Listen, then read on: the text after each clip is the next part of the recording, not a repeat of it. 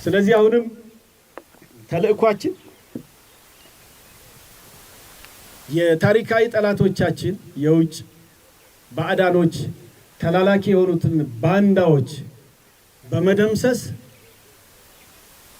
የውጭ ጠላት ባዕዳንን እጅ በመቁረጥ ፍላጎታቸውን ማምከል ነው። ሌተናል ጀነራል መሐመድ ተሰማ እያሉት ያለው በግልጽ የፋኖ ኃይሎችን አጥፍተን ከኤርትራ ጋር እንዋጋለን ነው። እሳቸውም የምስራቅ እዝ ዋና አዛዥ ናቸው። የሀገሪቷ መከላከያ ሰራዊት ካሁን ቀደም የነበረው የህዝብ ብዛት 5 ቢሆንም ዛሬ ላይ 13 ደርሰዋል። እንደ ብርጋዴር ጀነራል ተፈራ ማሞ መረጃ ከሆነ ደግሞ 13ቱም አማራ ክልል ገብተው ውጊያ ላይ ናቸው። የተወደዳችሁ የበራፍ ቲቪ ተከታታዮች ጤና ይስጥልን። የሌተናል ጀነራሉን ንግግር ተከትሎ ባለሙያ ጋብዘን አስተንትነን እጥር ምጥን ያለ መሰናዶ ይዘናል። አብራችሁን ብትቆዩ አትጸጸቱም። በአማራ ክልል በፌዴራል መንግስቱና በፋኖ ኃይሎች መካከል የሚካሄደው ውጊያ ድፍን 2 ዓመት አስቆጥሮ 3ኛውንም በመባት ላይ ነው። በዚህ ወቅት በሁሉም ወገን ደመሰስናቸው የሚለው ዜና በየዕለቱ የሚመጣ ሲሆን ጦርነቱ ግን እስካሁን አላከተመም። ላለፉት 2 ዓመታት በደመሰስናቸው ዜና ተደምሰው ያላለቁት የፋኖ ኃይሎችም ዛሬም ይደመሰሳሉ ይባልላቸዋል። ሌተናል ጀነራል መሐመድ ተሰማ ማለፊያ ወታደር ስለመሆናቸው ጓዶቻቸው ይመሰክሩላቸዋል። ከፋኖ ኃይሎች ጋር በገቡበት ውጊያ ግን ስማቸውን ሆነው የተገኙ አይመስሉም። አንድን በህዝብ የሚደገፍ ኃይል እንደመስሳለን ማለት ወታደራዊም ፖለቲካዊም ስህተት ነው ያሉን አንድ አስተያየት ሰጪ ለማስደሰት መስራት የልብ አያደርስም ይላሉ። ወዳጅና ጠላትን በሚገባ በመለየት ራስና የምትመራውን አሃዱ በማዘጋጀት እየተዋጋ በመሰልጠን እየሰለጠንክ በመዋጋት እና ጠላትን ከህዝብ ነጥለህ በመምታት በዚች ሀገር ላይ ሰላምን ስናረጋግጥ አሁን የተጀመሩት እድገት በከፍተኛ ደረጃ ተሰርቶ በአጭር ጊዜ ኢትዮጵያን ወደ ኢኮኖሚ የበለጸጉ ሀገሮች ጎራ የሚያሰልፍ ይሆናል ማለት ነው። ስራን መስራትና አለቃን ለማስደሰት መስራት የተለያዩ ነገሮች ናቸው። ታማኝነትም በስራ እንጂ በንግግር አይገኝም የሚሉት አስተያየት ሰጪው ፖለቲካዊ ጥያቄ ያለን ከሚል የራስ ዜጋ ጋር ከወራት ባለፈ መዋጋት አዋጭ እንደማይሆንም ይተነትናሉ። በተለይ እንደ አንድ ጀነራል በህዝብ የሚደገፍ ነጥሮ የወጣ የፖለቲካ ጥያቄ ያላቸው ራሳቸውን በፖለቲካም በትጥቅም ፈጣን በሆነ መንገድ እያሳደጉ ከመጡ ኃይሎች ጋር ውጊያ አዋጭ መንገድ አለመሆኑን ተገንዝቦ ፖለቲካዊ መፍትሄ መሻት ሲገባ የጥቁር ፕሮፓጋንዳ ሰለባ መሆን አሳዛኝ ነው ይላሉ። በተለይ ድርጊቱ እንደ ወታደር፣ በተለይ ድርጊቱ እንደ ጀነራል፣ በተለይ ድርጊቱ የውጊያ ልምድ እንዳለው ሰው የሚያበሳጭ ነው ባይ ናቸው። ጀነራሉ እንደሚሉት የፋኖ ኃይሎች በቀላሉ የሚደመሰሱ አይደሉም ያሉን አስተያየት ሰጪው በውጊያ ታሪክ የሽምቅ ተዋጊዎችን በተለይ በህዝብ የሚደገፍ የሽምቅ ተዋጊዎችን መደምሰሱ ቀርቶ መበታተኑም አስቸጋሪ ነው ባይ ናቸው። የፋኖ ኃይሎች በሽምቅ ውጊያ ራሳቸውን እያሳደጉ የመጡ ቀጠናዊና ዓለም አቀፋዊ አተያዮችን ጭምር እያሳመሩ እየመጡ ኃይሎች ሆነዋል። በወታደራዊ አማራጭ ብቻ ረጅም ጊዜ የሚቆይ ሰላም ማምጣት እንደማይቻል ታሪክ ያሳየናል የሚሉት አስተያየት ሰጪው ዘላቂ ሰላም ብዙውን ጊዜ በፖለቲካ ድርድር፣ በማህበራዊ ፍትህና በህዝብ ፍላጎቶች መሟላት የሚመጣ ነገር መሆኑን መገንዘብ ያሻል ባይ ናቸው። የኛ ተልእኮ ባንዳዎችን በደምሰስ ብቻ አይደለም። ወደኛ የተነጣጠረው የባዕዳኖችንም ቀስት ወደነሱ ማዞር መቻል አለብን። በባንዳዎች አማካኝነት ኢትዮጵያን ለማቃጠል የለኮሱትን እሳት ነበልባል ወደነሱ ማዞር መቻል አለብን። ይህን ለማድረግ ደግሞ እዚህ ጋር ያለውን ግዳጅ በአጭር ጊዜ መጨረስ መቻል ይኖርብናል። በባንዳዎች ላይ የምንተኩሳት ጥይት ባንዳዎችን ከመግደልም አልፋ ባዳዎችን እረፍት የምትነሳ መሆን መቻል አለበት። የትኛውም የግጭት መፍትሄ የሚገመተው በሰብአዊ ህልውናው፣ በህግ የበላይነትና በረጅም ጊዜ ሰላማዊ እድገት ላይ ባለው ተጽዕኖ ነው የሚሉት አስተያየት ሰጪው በዚያ ላይ የፋኖ ኃይሎች የሚያካሄዱት የውጊያ ስልት ውስብስብና አስቸጋሪ ነው ባይ ናቸው። ጀነራሉ ምንም እንኳን የፋኖ ኃይሎችን ደምስሰው ወደ ኤርትራ እንደሚዘምቱ ቢናገሩም ጦርነቱ ሲጀመር ጀምሮ የነበረውን ውስብስብ የውጊያ ስልት ማምከን ያልቻሉ፣ መረዳትና ማናበብ ያልቻሉ ወታደራዊ ልሂቅ ናቸው ይሏቸዋል። የሽምቅ ተዋጊዎችን በቀላሉ ማጥፋት እጅግ ከባድ ነገር ነው። ታሪክም ሆነ ወታደራዊ ጥናት ይህንን ያረጋግጣሉ። ይህ የትግል ስልት ውጤታማ የሚያደርጉት ብዙ ምክንያቶች አሉ። የሽምቅ ውጊያ ከጥንት ጀምሮ የነበረ ውስብስብ የውጊያ ስልት ነው ይላሉ። የውጊያ ስልቱን ከታሪክ አንጻር መመልከት እንደሚገባ ጠቁመው ማብራሪያ ሰጠውበታል። ታሪክ እንደሚያሳየው ብዙ ትላልቅ በዘመናዊ የጦር መሳሪያ የታጠቁ ሰራዊቶች በሽምቅ ተዋጊዎች ከፍተኛ ሽንፈት አስተናግደዋል፣ አሊያም ለረጅም ጊዜ በዘለቀ ጦርነት ተዳክመዋል። ላብነትም የሮማውያንና የፓርቲያውያን ውጊያን መጥቀስ ይቻላል። በጥንት ዘመን የፓርቲያውያን ጦር በፋርስ የሚንቀሳቀስ የሽምቅ ውጊያ ስልት በመጠቀም ታላቁን የሮማ ሰራዊት በተደጋጋሚ አሸንፎታል።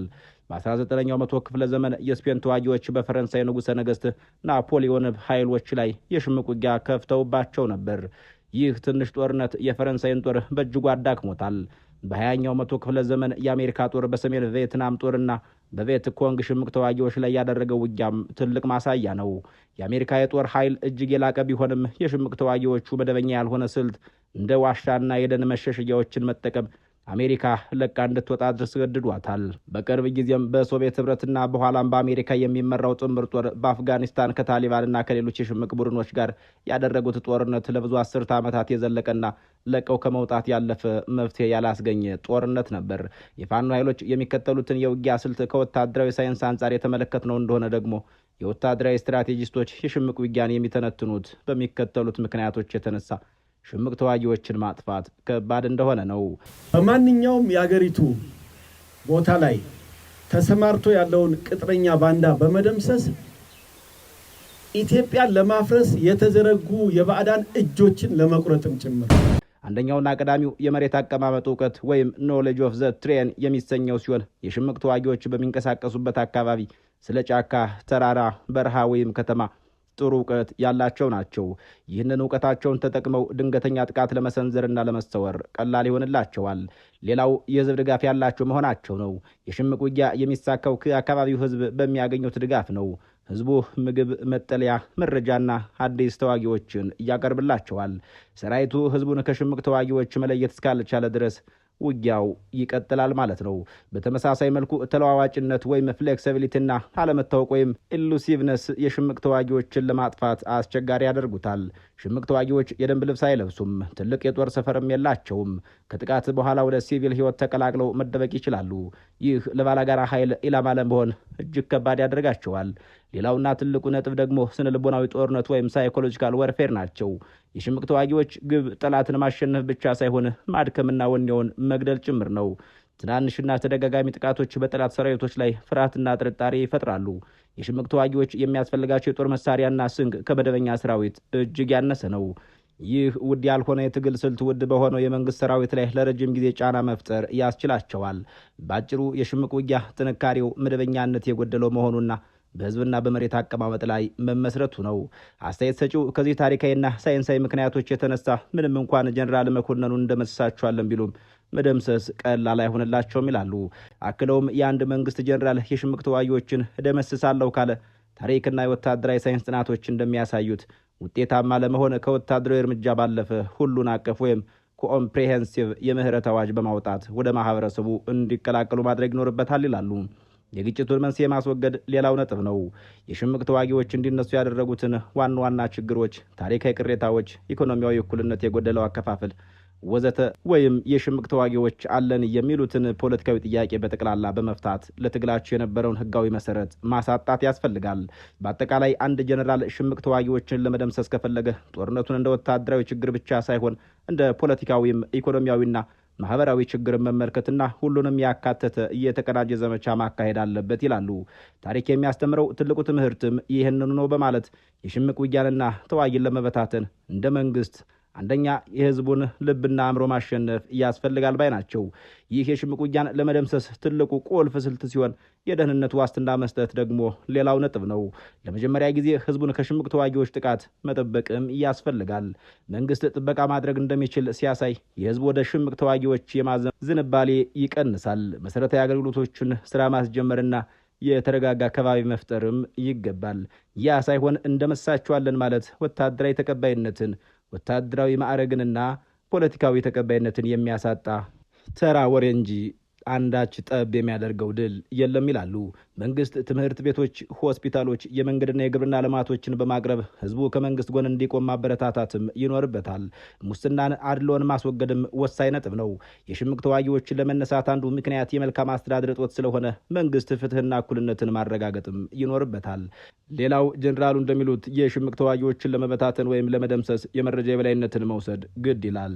የሽምቅ ተዋጊዎችን እንቅስቃሴ ለመተንበይና ለመቀልበስም ትክክለኛ መረጃ አስፈላጊ ነገር ነው።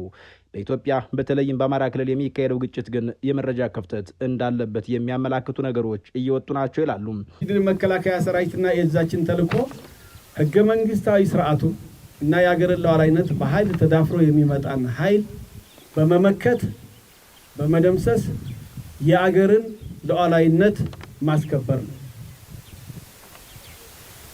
የዚችን ሀገር ሉዓላዊነት ተዳፍረው የሚመጡ የውጭ ጠላቶች የነሱ ተላላኪ የሆኑ ባንዳዎችን አፍርተው በአገር ውስጥ በየቦታው ትርምስና ብጥብጥ ሁከት እየፈጠሩ ይገኛሉ። በተለይም ከህዝብ የተገኘ መረጃ ቁልፍ ጉዳይ ነው።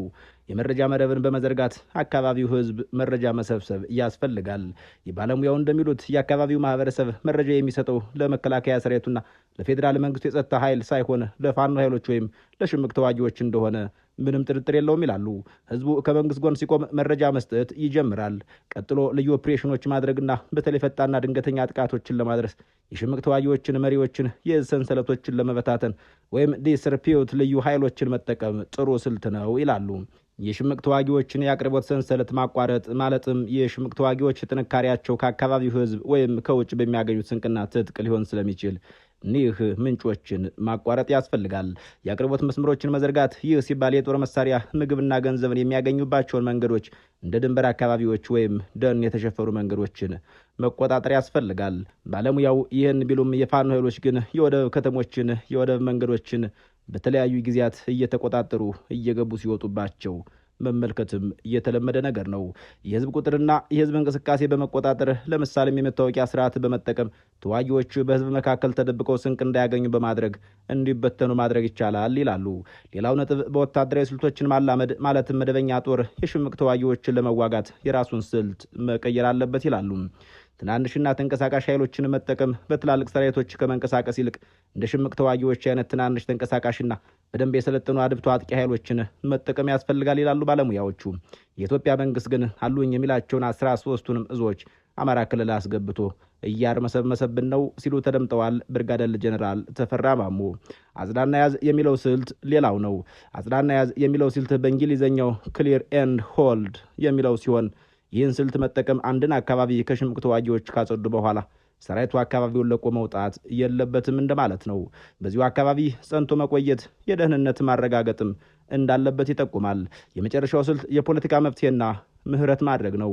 በመጨረሻም የሽምቅ ውጊያ ዘላቂ መፍትሄ የሚያገኘው በፖለቲካዊ መንገድ ሲሆን ምህረትና መልሶ ማቋቋም እጅ ለሰጡ ወይም ትግሉን ላቆሙ የሽምቅ ተዋጊዎች የምህረት አዋጅ በማውጣት ወደ ማህበረሰቡ እንዲቀላቀሉ ማድረግ፣ የግጭቱን መንስኤ ማስወገድ፣ ሽምቅ ተዋጊዎች እንዲነሱ ያደረጉትን ዋና ዋና ችግሮች፣ ታሪካዊ ቅሬታዎች፣ ኢኮኖሚያዊ እኩልነት የጎደለውን አከፋፈል ወዘተ በመፍታት ለትግላቸው የነበረውን ህጋዊ መሰረት ማሳጣት የሽምቅ ተዋጊዎችን ለመደምሰስ ያስችላል ይላሉ። በአጠቃላይ አንድ ጀነራል ሽምቅ ተዋጊዎችን ለመደምሰስ ከፈለገ ጦርነቱን እንደ ወታደራዊ ችግር ብቻ ሳይሆን እንደ ፖለቲካዊ፣ ኢኮኖሚያዊና ማህበራዊ ችግር መመልከትና ሁሉንም ያካተተ የተቀናጀ ዘመቻ ማድረግ ግድ ይለዋል። ታሪክ የሚያስተምረውም ትልቁ ትምህርት ይህንኑ ነው ይላሉ አስተያየት ሰጪው። እንደ ሌተናል ጀነራል መሐመድ ገለጻ ደግሞ የፋኖ ኃይሎች በቅርብ ተደምሰው ውጊያው ከኤርትራ ጋር ይሆናል። ለዛሬ በዚህ አበቃን። ቸር ያገናኘን።